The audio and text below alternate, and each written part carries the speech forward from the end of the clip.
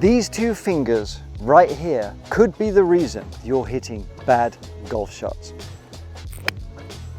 So how can these two fingers, the thumb and the forefinger, affect your golf swing in a bad way? They can serve good purpose if you know how to apply the force correctly. The force?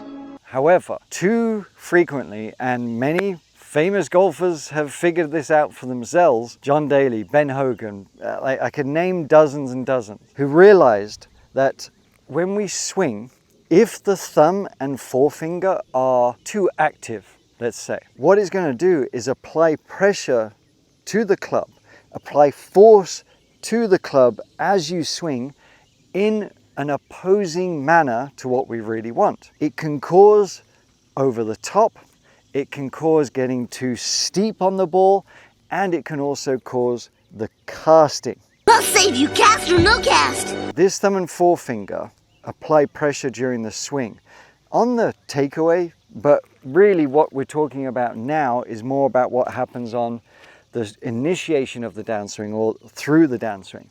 If with my trail hand I apply force to try and get this club back down here, and I'm mostly in my thumb and forefinger, what it's going to do, I'm not going to end up sort of moving down this way with the club feeling sort of heavy in my hand. What it's going to do is actually apply force this way, because even if I'm trying to move back down here, if this thumb and forefinger are applying the pressure that way, it's making me go over here. It's casting the club that way. So then it keeps applying the force, then I'm going to have to try and catch up somehow. And you're like, really? These two fingers can do all of that? Fingers? What are you talking about? It might not be the full picture, but I wager that when you feel this, it's going to be very different to the type of sensation and feel you've had in your golf swing. Is this resonating with you? Let me know what frustrations you might have and if this sounds familiar. Also, if there's anything else you might want help with, let us know, because we might just be able to film a lesson for you. For this one, we're going to start with a sand wedge, because I don't want you thinking too much about the rest of the swing. I want us to start, like often, small, steady, smooth, short. That's what we're after, because all we're trying to master is what's kind of happening round here, and everything being in sequence and that right feel for half swings. If we can master that, we can master much else. So what we're going to do, let's say it's a 60-yard pitch shot, right? So we're just going to be going to about here to here. Instead of my grip being formed like so, I'm going to take off my finger and my thumb of my trail hand. And what that's going to do is reveal that I need to apply a little bit more pressure with these two fingers here, okay? Really these three fingers, but these two are what's applying the pressure. These three and these two. And by doing that and holding these fingers off in a strict manner, you can sort of place them on there, but I really would encourage you to try and keep them straight and off to begin with. But we're just gonna try and feel comfortable with that club in my hand with that thumb and forefinger off. Have a little waggle, move it around, feel like you can strike a hammer, hit a sledgehammer down, all right? So that's the feeling. And when we take that club back, I'm maintaining the feel and grip pressure in my hand here, and I'm taking that thumb and forefinger off. It's maintaining it off, and I swing down, it's staying off, and through. So we're just gonna try and hit a nice little pitch shot there.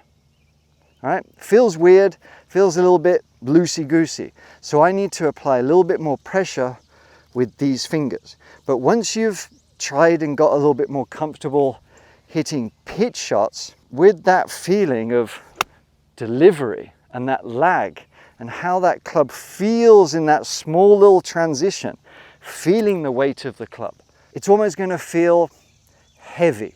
And that light, heavy feel is magic. What we have put together is the most simple and effective golf improvement program that you've ever seen. Because there are two different types of golf swing in this world. No matter what age you are, no matter what skill level, you fit into one of these two different types of category. You have steeper swing types and you have shallower swing types. If you're using drills, tips, lessons that are not ideal and in fact perfect for your swing type, you are going to be going around in circles, getting worse, getting frustrated. And if that sounds familiar, this is going to be perfect for you.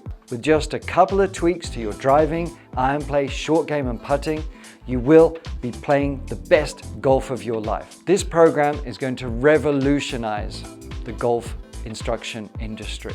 And I'm very glad you're going to be at the start of it all. You can learn more below, and I cannot wait to see you on the other side. So now I've got the 7-iron out. Again, we're still just working on half swings here, but I mentioned the light feeling, okay? When we grip with the thumb and forefinger, what can happen, we get an inside takeaway, we get a bit deep here. What we're actually going to feel is more that the club feels very light on the way back. Very light. I'm feeling it in my fingers. The shaft is pitching a little bit more vertical. That club head feels light. This feels heavy, that feels light. And as I bring it down, I'm keeping the thumb and forefinger off. I'm almost feeling like the club does get a little bit heavier as I move down. There's a slight caveat to this because I'm not wanting or asking you to really sort of allow those wrists to fall and bow down this way. It's just a feeling, a sensation. And a lot of things that I give you are more just to create that awareness and that feeling just a little bit to be able to be like, okay, that's what I'm trying to do. So with the 7-iron, I've got my thumb and forefinger off. I'm swinging back, trying to feel comfortable and down, maintaining the grip pressure where I need it to swing through that way, okay? Just half swings. But what it's really making sure that I do is not apply the pressure this way. I'm making sure I'm not casting the club. I'm allowing that club to just fall naturally and really kind of dial into my sequence and timing and get my body working just that little bit better. From this angle, you'll be able to see it a little bit more, that if I thumb and forefinger and I cast that way, it's going to bring me there. Just by taking off the thumb and forefinger and allowing the weight of the club to move through, my delivery is going to be so much more powerful. I'm going to have that natural lag without having to try and do it, and it's going to stop me from coming over the top. It makes it very easy to whip through the ball without having to force or try anything. Now, if you want to make sure that you hit every club well with the entire swing, we need to work on some footwork a little bit more to tap in to that movement, or make sure that we make the most of that with the feet to get more power and consistency. This lesson is going to treat you really nicely. I will see you next time.